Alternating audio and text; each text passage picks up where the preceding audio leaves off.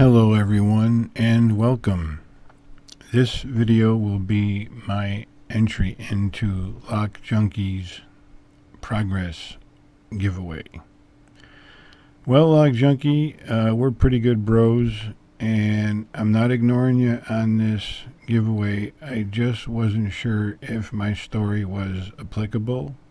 But I've got no script. I'm just going to fly off the cuff here and say my progress started with a clear plastic lock, which I destroyed it. I busted it.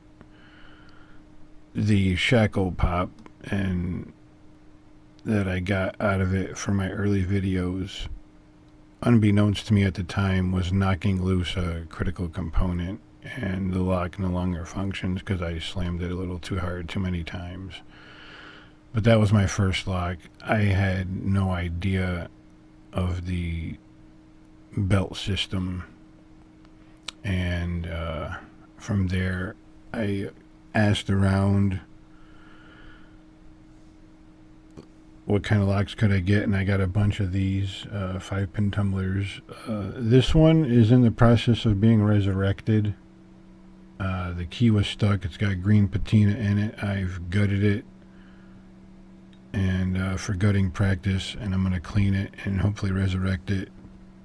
Here's the key, so it should still function once I put it all back together.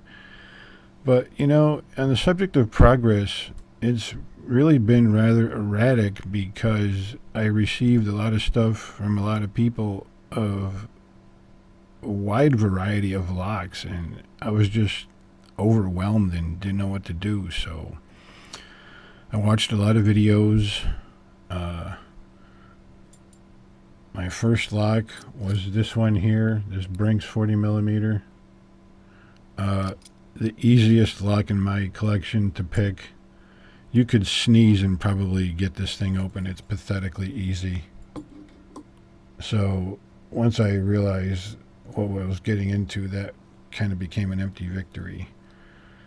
Here's a 40 millimeter laminated Brinks. Again, really easy. So I progressed from the brass into that one. And from there, my third lock was this Brinks, I believe 55 millimeter laminated. It's a key retainer. I didn't even know what key retaining was. To me, it was like a puzzle.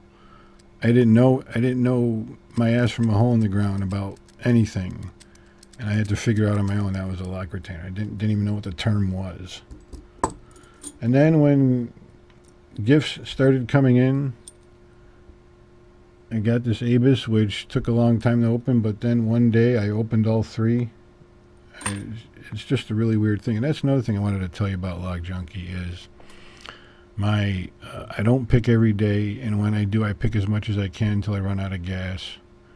And some days I can pick really great, some days I can't pick a lock to save my life. So while the progress of most other lock sporters is A to Z progressive, mine is just kind of bounced around like a pinball table. But I've opened up some pretty cool locks. My lock collection is growing. A lot of people have flocked to my banner and supported me, showed me Lock Sport love, and I love them for it. My most recent, it would probably be this X-Tough. Maybe you saw the video of me opening this yesterday. This lock is not that tough. And I think the rating on the package of 8 to 10 was just for show. The rating is actually bullshit. So that's my story of my progress, I guess. You know, I chose Lock Sport to fight the Parkinson's. So there's a mental aspect and a physical aspect.